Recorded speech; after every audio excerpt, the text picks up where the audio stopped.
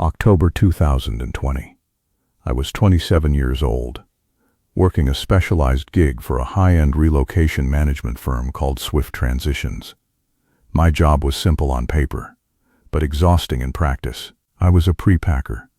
Rich clients who didn't want to touch their own belongings would hire us to go into their homes, inventory everything, and pack it into color-coded crates before the actual movers arrived. The house was a massive, cold-looking contemporary build in a gated community 3 hours north of the city.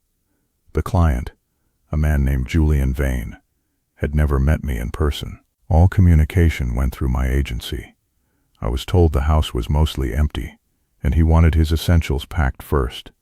When I pulled up the long gravel driveway, the first thing I noticed was the silence. No birds, no wind. Just the sound of my own tires crunching on stone.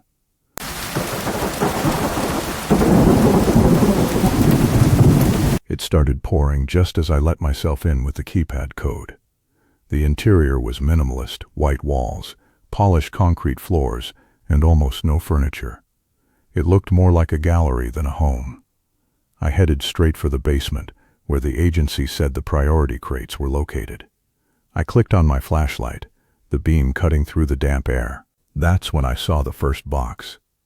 It was a standard medium-sized moving box, taped shut with professional-grade brown tape. Written on the side in thick black permanent marker were 2 words, Kitchen Essentials. I didn't think much of it until I sliced the tape open.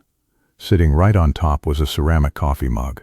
It was navy blue with a very specific jagged chip on the handle in the shape of a lightning bolt. Nervous. My heart skipped a beat. I had that exact mug. I'd chipped it 3 years ago while washing dishes. I reached out, my fingers trembling, and lifted it. Underneath the mug was a half-empty box of Earl Grey tea, the specific off-brand I buy from the corner store next to my apartment. I told myself it was a coincidence. A common mug, a common tea. But then I opened the next box, labeled Nightstand. Inside was a copy of The Shadow over Innsmouth, with a receipt used as a bookmark. I pulled the receipt out. It was from a bookstore in my neighborhood, dated yesterday, at 4:45 in the afternoon. When I was at that bookstore yesterday at 4:45, the realization didn't hit me like a wave. It hit me like a physical blow to the stomach.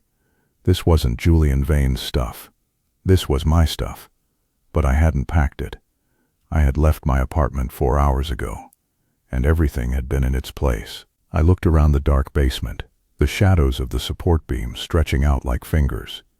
I wasn't packing a client's house to move out.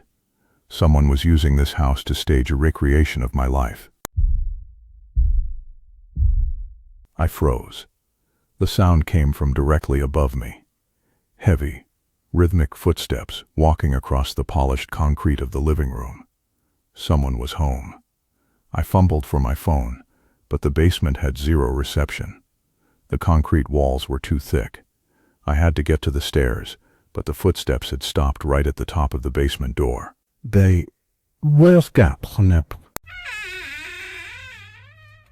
door at the top of the stairs groaned open. A sliver of yellow light spilled down the wooden steps. I ducked behind a stack of crates, my breath coming in shallow, jagged hitches. Scared, I watched through a gap in the cardboard as a pair of boots appeared on the top step. They were the same boots I was wearing. Same brand. Same scuff on the left toe. The figure didn't come down. They just stood there, silhouetted against the light. Then I heard it. A voice. It was my voice. "I think I forgot the tape in the van," the voice said. It was uncanny. The same pitch, the same slight rasp I get when I'm tired. The figure turned and walked away from the door, leaving it standing wide open. This was my only chance. I bolted. I didn't care about noise anymore. I scrambled up the stairs, my boots thudding against the wood. I burst into the living room and headed straight for the front door. But as I passed the kitchen island, I saw something that made me stop dead. There was a large corkboard leaning against the wall. It was covered in photos. Photos of me sleeping, me at the grocery store, me sitting in my car, and in the center of the board was a typed document. It was a transition schedule. Phase 1, inventory. Phase 2, replication. Phase 3, removal. Today's date was circled in red. Underneath it said, final replacement. I heard the back door of the house slam shut. Panic. He was back. I didn't look back. I lunged for the front door, yanked it open, and sprinted into the freezing rain. I didn't even go for my car. I knew he'd be expecting that. Instead, I ran into the thick woods bordering the property. I ran until my lungs felt like they were filled with broken glass. I hid in a dense thicket of pines, watching the house from a distance. Sirens. A few minutes later, the front door of the house opened. The man stepped out. He was wearing my jacket. He walked over to my car, pulled out a set of keys, my keys, and unlocked the driver's side door. He sat inside for a moment, adjusting the rearview mirror. Then he looked directly toward the woods where I was hiding. He didn't look angry. He looked satisfied, happy. He waved a slow, mocking hand toward the trees, then started the engine and drove away. I spent the night in those woods, shivering and praying for daylight. When the sun finally came up, I hiked to the main road and flagged down a passing trucker. The police went to the house, but of course it was empty. The agency told them the Julian Vane who hired them had paid in Bitcoin and used a burner phone. The house itself was a short-term rental that had been booked under a stolen identity. When I finally got back to my apartment with a police escort, the door was locked. Nothing was missing. In fact, the place was cleaner than I'd left it. But when I went to the kitchen to make a glass of water, I saw something on the counter. It was a single brown moving box, taped shut, labeled bedroom. I didn't open it.